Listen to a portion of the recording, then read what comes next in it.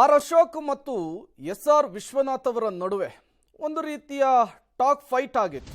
ಅದು ಕೂಡ ಅಧಿವೇಶನದಲ್ಲಿಯೇ. ಇದೇ ವಿಚಾರಕ್ಕೆ ಸಂಬಂಧಪಟ್ಟಂತೆ ವಿಪಕ್ಷ ನಾಯಕರು ಇನ್ನೂ ಕೂಡ ಸುಧಾರಣೆ ಆಗಬೇಕಿದೆ. ಅಶೋಕ್ ಹೊಸದಾಗಿ ವಿರೋಧ ಪಕ್ಷದ ನಾಯಕರಾಗಿದ್ದಾರೆ. ವಿಪಕ್ಷವಾಗಿ ನಮ್ಮ ನಿರ್ವಹಣೆ ಸರಿಯಾಗಿರಲಿಲ್ಲ.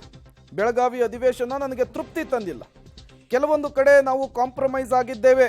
ಶಾಸಕ ಎಸ್.ಆರ್. ವಿಶ್ವನಾಥ್ ಅವರು ಮತ್ತೊಮ್ಮೆ ಅಸಮಾಧಾನವನ್ನು ಹೊರಹಾಕಿದ್ದಾರೆ ವಿಪಕ್ಷ ನಾಯಕ ಆರ್ ಅಶೋಕ್ ಅವರ ವಿರುದ್ಧ.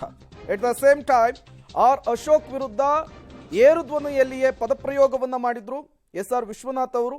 ಆ ವಿಚಾರಕ್ಕೂ ಕೂಡ ಕ್ಲಾರಿಫಿಕೇಶನ್ ಅನ್ನು ಕೊಟ್ಟಿದ್ದಾರೆ ಮತ್ತೊಮ್ಮೆ ಎಸ್.ಆರ್. ವಿಶ್ವನಾಥ್ ಅವರು. ಇದ್ದಿದ್ದ 10 ದಿನ 10 ಡೇಸ್ ಅಷ್ಟೇ.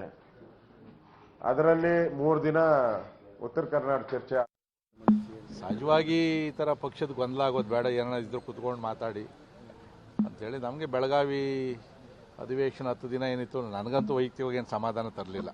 ಯಾಕಂದರೆ ನಾವು ಸರ್ಕಾರವನ್ನು ಇಕ್ಕಟ್ಟು ಸಿಗಿಸೋವಂಥ ಅನೇಕ ವಿಚಾರಗಳಿದ್ದರೂ ಕೂಡ ನಾವು ಎಲ್ಲೋ ಒಂದು ಕಡೆ ಸರಿಯಾಗಿ ರಾಜ್ಯದ ಜನತೆಗೆ ಸರಿಯಾದ ಸಂದೇಶವನ್ನು ಕೊಡೋಕ್ಕಾಗಲಿಲ್ಲ ಅನ್ನೋ ಕಾರಣದಿಂದ, ಮತ್ತು ಉತ್ತರ ಕರ್ನಾಟಕದ ಸಮಸ್ಯೆಗಳ ಬಗ್ಗೆನೇ ಜಾಸ್ತಿ ಚರ್ಚೆ ಮಾಡಬೇಕು ಅಂತಕ್ಕಂಥದ್ದು ಆ ಭಾಗದ ಶಾಸಕರೇನು ಒತ್ತಡ ಇತ್ತು, ಅದರಿಂದ ನಾವಾಗಲಿಲ್ಲ. ಮತ್ತು ಜನವರಿಗೆ ಏನು ಅಸೆಂಬ್ಲಿ ಕರೀತಾರೆ, ನಾವಂತೂ ಬಿಡೋದಿಲ್ಲ. ಬೇರೆ ಬೇರೆ ಅನೇಕ ವಿಚಾರಗಳೈತೆ, ಆ ವಿಚಾರಗಳ ಬಗ್ಗೆ ನಾವು ಖಂಡಿತವಾಗೂ ಮಾತಾಡ್ತೀವಿ.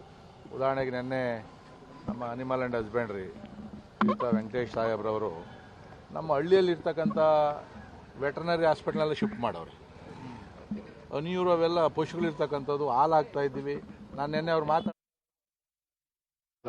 ಈಗ ಸದನದಲ್ಲಿ ಸರ್ಕಾರದ ನಡೆ ಬಗ್ಗೆ ತಾವು ಹೇಳಿದ್ರಿ, ಬಟ್ ವಿಪಕ್ಷವಾಗಿ ಬಿಜೆಪಿಯ ಹೋರಾಟಗಳು ನನಗೆ ತೃಪ್ತಿ ತಂದಿಲ್ಲ ಅಂತ ಎಸ್.ಆರ್. ವಿಶ್ವನಾಥ್ ಅವರು ಹೇಳಿದ್ದಾರೆ.